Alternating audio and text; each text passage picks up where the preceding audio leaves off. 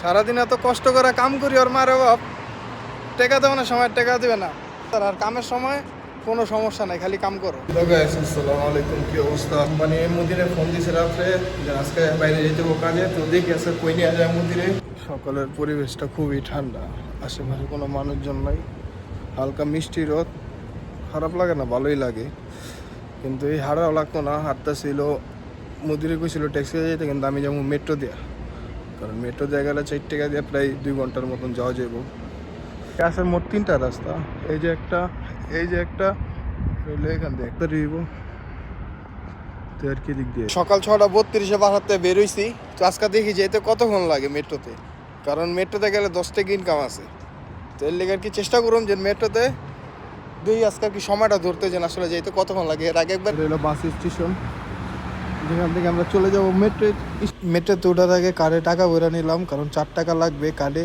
আর এখানে 3 মিনিট বাকি আছে, তো 3 মিনিট আর কি করব, তাই বসে বসে একটু অপেক্ষা করতেছি, কারণ কিছুই ভালো লাগতেছে না, এমনি লেট হয়ে গেছে।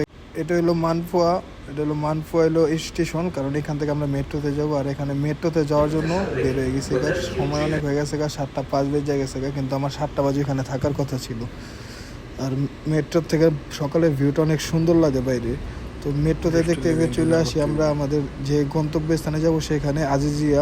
তো এখানে 7:19 বেজে গেছে, 7টা বাজে যাওয়ার কথা ছিল, এখন অলরেডি 7:20 বেজে গেছে। তো জানি না আজকে গেলে কি কয়, অলরেডি 2বার ফোন দেওয়া লাগছে। তো কইছি রাস্তা আছে, এইতাছি 10 টাকা বাঁচাতে যা সম্ভবত 50 টাকার বকা শুনতে আজকে।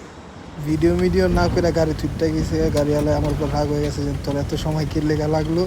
তো গাড়ি তুইটা আমরা যাইতেছি যেখানে আজকে আমরা কাজে যাবো, ওইখানে কাস্টমাররা খাওয়াইতো। আর এটা হলো ওই মার্কেট, যে মার্কেটে আর কি আজকে আমাদের এই খাবারগুলো দিব। আর আমার কোনো কাজ নাই, শুধু বসে বসে দেখো আর কাস্টমাররা কথা বল। এখন বাজে দুপুর 1টা, নামাজের সময় হয়ে গেছে গা। তো যাই নামাজটা পড়ি। বাইরে মোটামুটি ভালো, অনেক রোদ ছিল, কারণ প্রচুর গরম লাগতেছিল, কারণ চেহারা দেখতেছেন ঘামায় ঠামায় কী অবস্থা। আর মসজিদটা খুব সুন্দর, খুব ছোট কিন্তু অনেক সুন্দর, কারণ ভিতরে অনেক ঠান্ডা, 2টা এসি মসজিদের ভিতরে। আর এখানের মানুষগুলো খুব ভালো, তারা খাবার দিয়ে গেছে আমারে ভাই খান। আর এখানে আপনারা যারা এই মালগুলো কিনতে চান বাকালায় বিক্রি করার জন্য, তারা এখান থেকে নিতে পারেন, এখানে মালের দাম খুবই কম। সারাদিন এত কষ্ট করে কাম করি ওর মারে বাপ টেকা দেবে না, সময় টেকা দেবে না। একবার উপরে যাও, একবার নিচে যাও, 3 জনে ফতুরা লাও, তারপরে টেকা লো। আর কামের সময় কোনো সমস্যা নাই, খালি কাম করো।